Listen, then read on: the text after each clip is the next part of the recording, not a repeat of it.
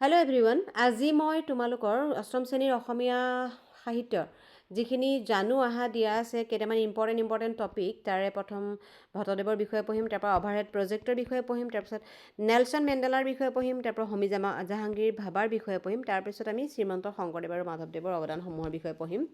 টপিককেইটা ইমানেই।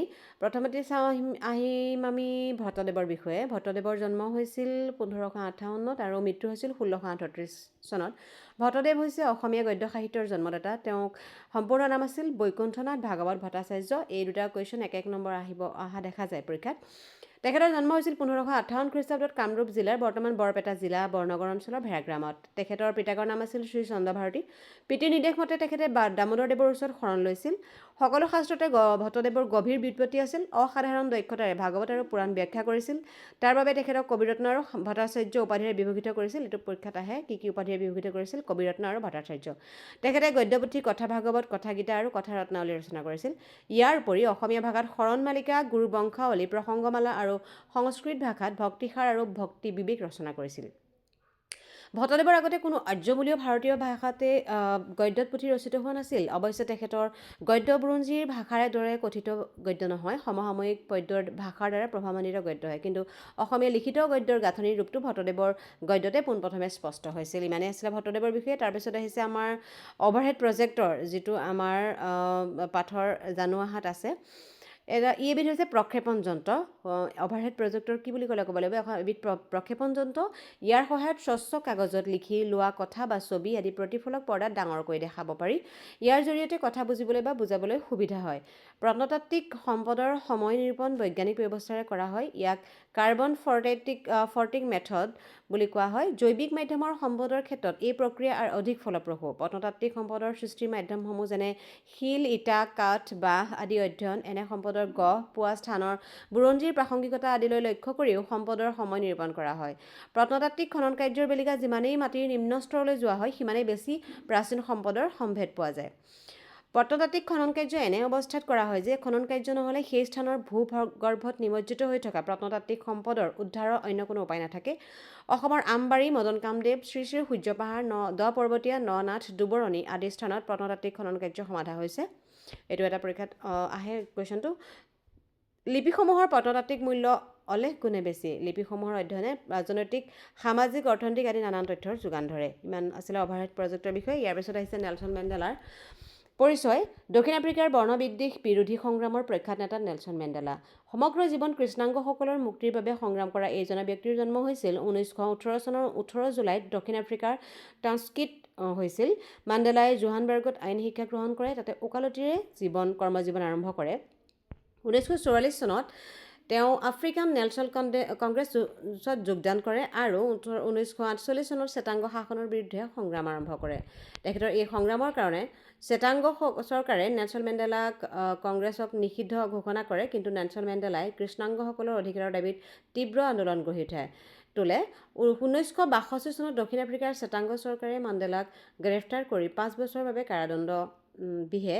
পাছত 1964 চনত তেওঁক যাৱজ্জীৱন কাৰাদণ্ড বিহে। সুদীৰ্ঘ 27 বছৰ কাৰাবাস খাটি সমগ্ৰ বিশ্বৰ দৃষ্টি আকৰ্ষণ কৰে তেওঁ। অৱশেষত বিশ্বৰ বিভিন্ন দেশৰ সংগঠনৰ প্ৰবল হেঁচাৰ পৰিপ্ৰেক্ষিতত 1990 চনত মেণ্ডেলাক বিনা চৰ্তে মুক্তি দিয়ে। মেণ্ডেলাৰ নেতৃত্বত দক্ষিণ আফ্ৰিকাৰ বৰ্ণবৈষম্যবাদ অৱসান ঘটে। ইয়াৰ স্বীকৃতিস্বৰূপে তেওঁক 1990 চনত শান্তিৰ নোবেল বঁটা দিয়া হয়। নিজৰ জীৱন বিপন্ন কৰি আনৰ বাবে নিস্বাৰ্থভাৱে কাম কৰা এইজন ব্যক্তিয়ে সুখ অনুভৱ কৰিছিল। পৃথিৱীত এনে বহু ব্যক্তি আছে যিয়ে আনৰ মংগলৰ বাবে কাম কৰি সুখ পায়, তাৰে ভিতৰত নেলছন মেণ্ডেলাও এজন। তাৰপিছত আমি চাওঁ হোমী জাহাংগীৰ ভাবাৰ পৰিচয়। হোমী জাহাংগীৰ ভাবা পাঠতেই আছে। তেওঁৰ জন্ম হৈছিলে 1909 চনৰ 30 অক্টোবৰত আৰু মৃত্যু হৈছিলে 1966 চনৰ 24 জানুৱাৰীত। শিক্ষা গ্ৰহণ কৰিছিলে 1930 চনত কেম্ব্ৰিজ বিশ্ববিদ্যালয়ৰ পৰা স্নাতক আৰু 1934 চনত সেই বিশ্ববিদ্যালয়ৰ পৰাই ডক্টৰেট ডিগ্ৰী লাভ কৰে। তেওঁৰ কৰ্মজীৱনৰ বিষয়ে অলপ চাওঁ। ভাৰতীয় বিজ্ঞান প্ৰতিষ্ঠানৰ পদাৰ্থবিদ্যাৰ ৰিডাৰ, মহাজাগতিক ৰশ্মি গৱেষণা গোটৰ অধ্যাপক, টাটা ইনষ্টিটিউট অৱ ফাণ্ডামেণ্টেল ৰিচাৰ্চৰ প্ৰতিষ্ঠাপক সঞ্চালক। 1955 চনত ভাৰতীয় পাৰমাণৱিক শক্তিৰ ব্যৱহাৰ বিষয়ক আন্তৰ্জাতিক সন্মিলনৰ সভাপতি, আন্তৰ্জাতিক পাৰমাণৱিক শক্তি এজেন্সিৰ বৈজ্ঞানিক উপদেষ্টা সমিতিৰ সদস্য আছিলে হোমী জাহাংগীৰ ভাবা। তেখেতে লাভ কৰা বিভিন্ন সন্মানসমূহ হৈছে লণ্ডন ৰয়েল ছ'চাইটিৰ সভ্য, member of London royal society, এডিনবাৰ্গৰ ৰয়েল ছ'চাইটিৰ সভ্য, member of Edinburgh royal society, আদাম বঁটা, প্ৰাপক, হপকিন্স বঁটা প্ৰাপক, পদ্মভূষণ বঁটা প্ৰাপক। তেওঁ এইবিলাক প্ৰকাশন কোৱাণ্টাম সূত্ৰ, প্ৰাথমিক ভৌতিক কণা আৰু মহাজাগতিক বিকিৰণ। ইয়াৰ পিছত আহিছে আমাৰ গুৰু শংকৰ আৰু মাধৱদেৱে আমাৰ অসমীয়া সমাজলৈ অলেখ অৱদান আগবঢ়াই থৈ গৈছে, সেই বিষয়ে কিছুমান আমি ইয়াতে চাম। অসমীয়া সাহিত্য সংস্কৃতিলৈ মহাপুৰুষ শ্ৰী শ্ৰী শংকৰদেৱে অলেখ অৱদান আগবঢ়াই অসমীয়া সাহিত্যৰ ভঁৰাল চহকী কৰি থৈ গৈছে। তেখেতৰ ৰচনাৱলীসমূহ আমি কেইটামান ভাগত ভাগ কৰিব পাৰোঁ। এটা তালিকাভুক্ত কৰা হৈছে আৰু তলত সেই তালিকাখিনি দিয়া হৈছে। প্ৰথমতেই আছে 1 নম্বৰতে অনুবাদমূলক ৰচনা। অনুবাদমূলক ৰচনানো শংকৰদেৱে কি কৰিছিলে? ভাগৱতৰ প্ৰথম স্কন্ধ, দ্বিতীয় স্কন্ধ, ষষ্ঠ স্কন্ধ, অষ্টম স্কন্ধ, দশম স্কন্ধ, একাদশ স্কন্ধ, দ্বাদশ স্কন্ধ আৰু ৰামায়ণৰ উত্তৰাকাণ্ড। এইখিনি হৈছে তেওঁৰ অনুবাদমূলক কাব্য ৰচনা। তাৰপিছত 2 নম্বৰতে আহিলে কাব্য, হৰিশ্চন্দ্ৰ উপাখ্যান, ৰুক্মিণী হৰণ, বলিচলন, অমৃত মন্থন, অজামিল উপাখ্যান আৰু কুৰুক্ষেত্ৰ। ইয়াৰ পিছত আহিলে নাটকসমূহ, পত্নীপ্ৰসাদ, কালীয় দমন, কেলিগোপাল, ৰুক্মিণী হৰণ, পাৰিজাত হৰণ আৰু ৰাম বিজয়।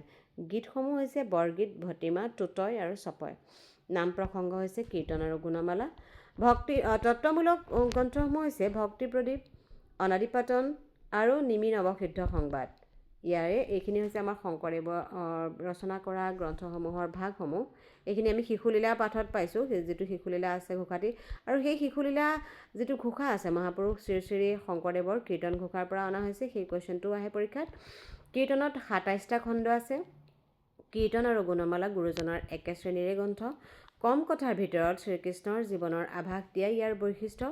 ছন্দৰ ক্ষিপ্ৰতা আৰু মাধুৰ্য আৰু শিশু জীৱনৰ অনাবিল আনন্দই শিশুলীলাক অধিক জনপ্ৰিয় কৰি তুলিছে, যিটো আমি কবিতা পাঠত পঢ়িবলৈ পাইছোঁ।